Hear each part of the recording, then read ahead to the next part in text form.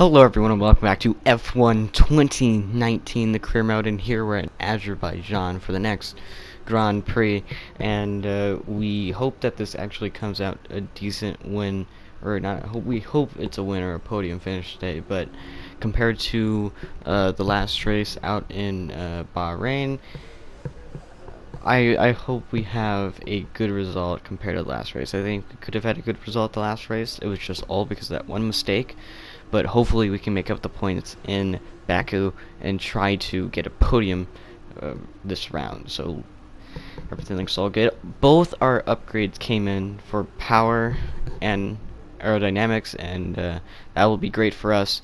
So as long as we have those power, it's a very power and aerodynamic based track. If the track doesn't have it, we don't have anything. But we finished qualifying and we went through all of them.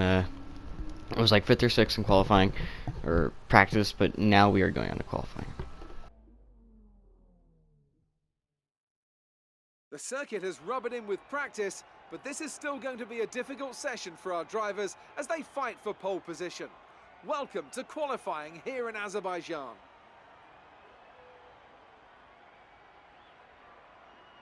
Now then, Anthony Davidson, you're not getting any younger, but you have been involved in your fair share of qualifying sessions in an illustrious 30-year career.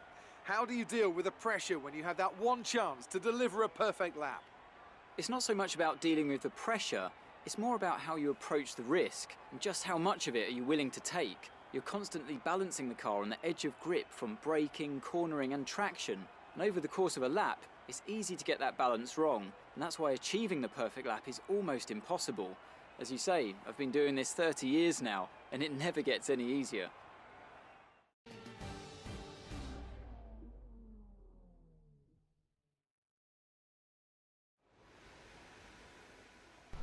So it's always good news when we don't have a fault, and that doesn't cut into our short qualifying practice or qualifying time. So so far we're gonna go up on the medium compound tires, and we set a good lap. We're in the green for most of it. I kind of don't turn as much on that corner. I was kind of like a bit iffy about that because the car doesn't have that much aero. So I before this I was fiddling around with some packages, but Hamilton overtakes me on my qualifying lap. On the next qualifying lap I should have went in because I was at only 23 battery percent, but I went with the soft compound tires. That puts me, oh dear, that puts me up to P17, which wasn't really good. I wasn't doing so good anyway, but then that puts me into P12. That puts me into P12, not P10, but it's something. With qualifying finished, it's time to remind ourselves of our top three: Hamilton, Leclerc and Max Verstappen. With qualifying complete, all that remains is the main event. We'll be live and uninterrupted for the Grand Prix tomorrow, so make sure you join us then. That is so unheard of. A Williams in 9th place in points-paying position starting on qualifying. George Russell really put that out there, but anyway, we're losing the rivalry by 2 points compared to Roman Grosjean. But I still can't get over the fact that Williams has qualified P9 compared to HAAS F1 car qualifying P12. It's outrageous. Anyway, but we do get a lot of research points, and we also get a couple of bonuses on team's opinions on me. So it will be an interesting race to see how William does and see how we do and where we come out on top. But it looks to be all clear, but let's get on to the race.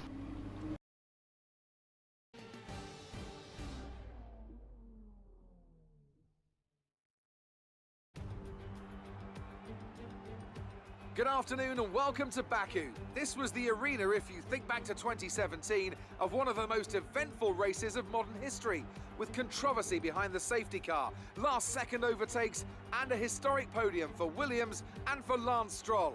So let's find out what lies in store for us this year. It's time for the Azerbaijan Grand Prix. With 20 turns and a length of 3.7 miles, Baku City Circuit in the heart of the Azerbaijan capital is a real test of a driver's endurance, patience and precision. 90-degree corners through Sector 1 lead into a tightening uphill sprint as we start to circle around the old city. Then a 1.4-mile chase flat out through Sector 3 towards the finish line. Joining me for today's race once again is Anthony Davidson. Now, I want to ask you about Lando Norris. They're still relatively new to a sport which does have a high learning curve and, of course, little tolerance for mistakes. That's right, it is a difficult environment to come into. In junior categories, you're competing against drivers with similar levels of experience. But some of these guys in Formula One have been there for over a decade. But I have to say, in this case, it's so far so good. Before we begin, let's take a quick look at the grid lineup for today's race. Lewis Hamilton lines up on pole position, with Charles Leclerc alongside. Looking down the rest of the grid, we have Verstappen, Bottas, Lucas Faber and Perez, Butler, Russell, Vettel and Roman Grosjean, James, Ricciardo, Kimi Raikkonen and Kubica. Gasly, they've taken a grid penalty. Giovinazzi, Lando Norris and Carlos Sainz. Albon and Daniel Kvyat completes the grid. Now it's almost time to lights out, so let's go down to the track.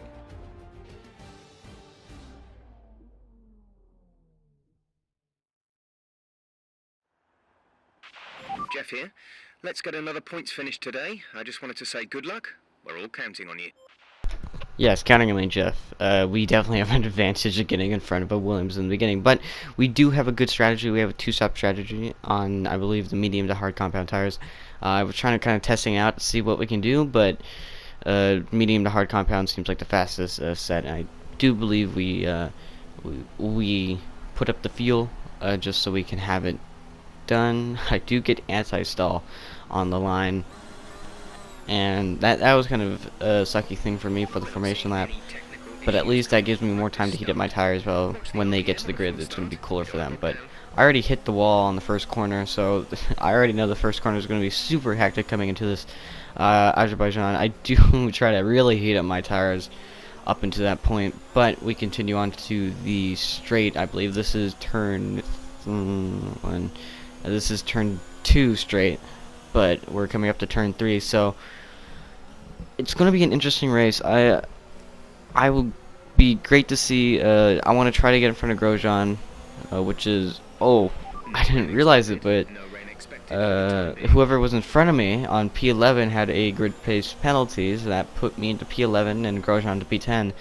So hopefully we can overtake Grosjean and finish ahead of him in this Grand Prix in Azerbaijan, and we don't finish behind them, because we want to try to win the rivalry, but if we can't, it will be absolutely terrible for us. And I believe after this we have Spain and then Monaco, which will both be 2 races to really see how our cars do. Monaco, the one of the Triple Crowns. It will be an interesting race. Coming up to it, of course, we won't be able to replace most of our engine parts due to the sole fact that oh, what was I doing?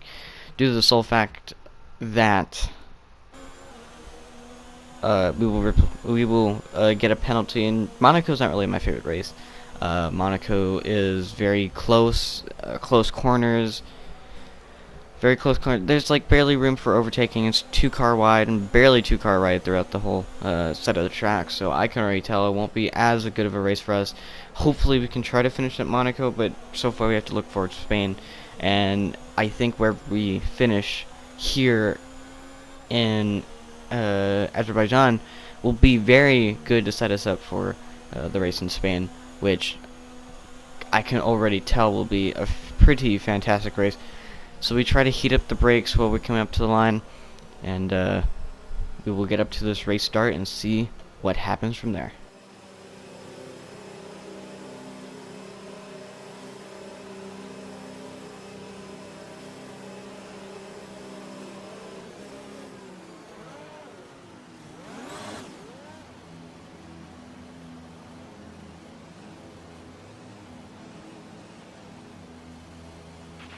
The rest of the grid is forming up. Be patient and watch for the lights.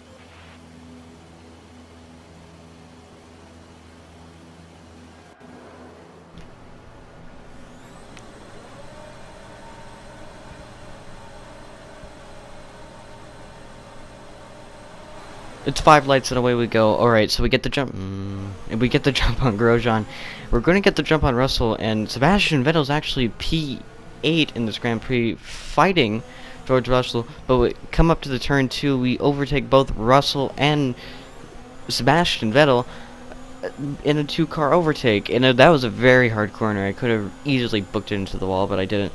But we keep on continuing down this main straight. I want to try to catch up to Devin Butler, but coming up to the castle section, we do want to try to take it easy so we don't hit any of the corners. But I am catching Devin Butler quite fast actually, and this definitely shows that we might have the pace to outget him. Maybe on a pit stop, hopefully we get a safety car, and maybe that can make us up some places in the future. But coming up to the end of lap 2, we've overtaken Butler, and now we're trying to get in front of Perez. That was kind of a dirty trick that I used. I tried to push him out. Up on the lap 6, I get in front of Perez. I forgot what happened to Lance Stroll, but Leclerc is right behind me. I believe it was a pit stop actually, because Leclerc was behind me, which he was in front of me at the beginning of the race. So I overtook him on a pit stop. So I'm currently running P7. Or not P7, P4 on lap 7. Near the end of lap 7, I just look behind my mirrors and I see 2 Ferraris right there. So I definitely know I am horrendously screwed. Sebastian Vettel tries to take me on the first corner. I believe he hits me coming into the braking zone, which evidently happened in Silverstone. But Charles Leclerc definitely... that was Charles. It wasn't Sebastian Vettel. Wrong Ferrari. Anyway, but on to lap 8. I am in P2. I'm trying to catch Lucas Weber, however you want to pronounce his German name. He's currently pitted for the hard compound tire, so it's going to last more, but it has a higher fall-off point. Or it falls off the cliff faster and whatnot. So I'm going to try to extend my lead, so when I have the pit stop I can at least come out maybe in front or behind Weber, not too far off, but hopefully in points paying position. So coming up to this, I try to take it full speed throughout that. I don't want to lose any speed, and I brake just in time for the pit limit line. I'm already in P4 starting this next lap, so I can already tell it's already going bad. And we do get a 2.76 second pit stop, and I would say that's not so good. It's 2.5 seconds. Anything above 2.5 seconds is not a good pit stop. I take a lot of the curb. I do take a warning for crossing the pit lane. So I drop down to P12 behind Sebastian Vettel, Gasly, and I believe Lando Norris. No, Norris is right behind me. But we continue down on to the main straight up to turn 3 actually, and Gasly and Sebastian Vettel come into it, and I did damage my front wing, and that was a bit odd, but I was flashing back. We're gonna ignore that part. But I do dive down the inside of Sebastian Vettel. I kind of push him into the wall to kind of continue my momentum, but I'm in P9. I have no idea where the rest of them are, and it looks like, yeah, it looks like, oh wow, there's a big crash down on the main straight coming up to turn 3. Tons of people are out of the race. 15 people are continuing. 5 cars is out. It amazes me, but I get front wing damage, and Perez books it into the wall. I guess I caused a collision and kind of put him into the wall. I'm not going to point names or nothing, but now I have front wing damage, which is definitely going to affect me because Grosjean's right on my tail, and I don't want to affect his race. But yet again, we're coming up to the line. I'm trying to get it, and we come in P4 with Grosjean right behind me in this Baku Grand Prix.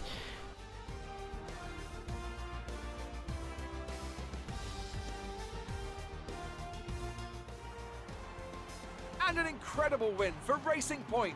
A brilliant performance. Tell me, Ant, how did they manage to achieve this win? A reliable car, that was the most important factor here.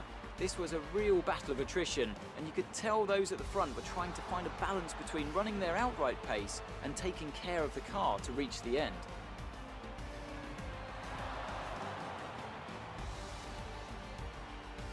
Racing Point's performance today has shown that they can be competitive with the veterans of the sport.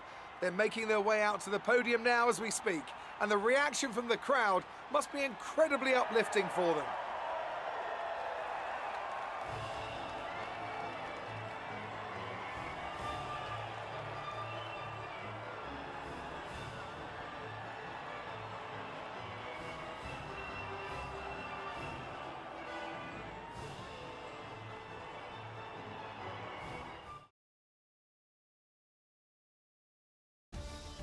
Let's have a look then at the drivers' standings. Well, the gap at the top of the championship has been cut down after a difficult race today for our championship leader. Let's focus on the driver of the day, Anthony Davidson. Who do you pick? I'll probably go for Pierre Gasly. The team did a good job with the strategy to put him in amongst the pack, but it's the driver's job to capitalise on those opportunities, and he did so with a lot of skill. It's time to see how things are shaping up in the Constructors' Championship. No change in the top spot, but with today's points, their hold on the lead is getting weaker. There was also a strong showing from the McLaren team today, as they make their way up the standings. I'm equal parts exhausted and elated with this weekend of Formula One. Be sure to join us for the next one.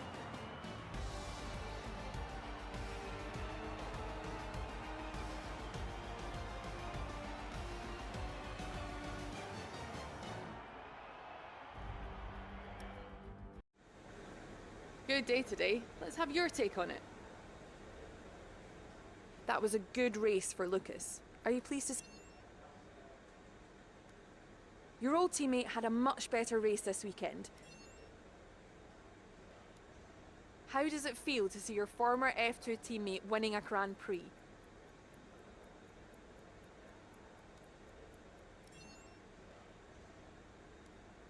Your former teammate Lucas just moved ahead of you in the points. What happened? Appreciate your time. We did a pretty good race, but in the Constructors' Championship, we go down, or we are still at where we are in the Drivers' Championship. We go down to P7, which is not too good. We're losing the rivalry to Roman Grosjean, but Grosjean comes up P10 in the Drivers' Championship, so that's really good. We get a couple of resource points from that, but it was a very eventful race. No safety car, surprisingly, but there was a... we haven't had a safety car all season yet, but there was a six cars out of the race, so they must have took the escape road and got out from there. But we are starting contract negotiations, and I was thinking of maybe thinking of putting up to P5 and putting up the qualifying position down to P12-ish. I was thinking of putting it up a bit, but no. I can't. It's very hard to qualify. I am like Lance Stroll. I can qualify absolutely terrible, but I can finish a race good. I just have a lot of stuff to make up. So I want to push for good contract terms. I am a little bit under, but I do get a race bonus and simultaneous development as well as a faster pit stop. So let's look at what we want to upgrade for the season. So we want to try to upgrade maybe our chassis, because we need a better chassis than I believe Renault that has a better one. But we also want to look into aerodynamics. We don't have good aero package, but we do put some updates into durability, but for Monaco at least. But anyway, thank you guys all for watching this video. Leave a like and subscribe for the next video of F1 2019 at Spain. Hope you like and subscribe and stay around, and I want to really continue the series. So be sure to tune in next time. I'll see you guys in the next video.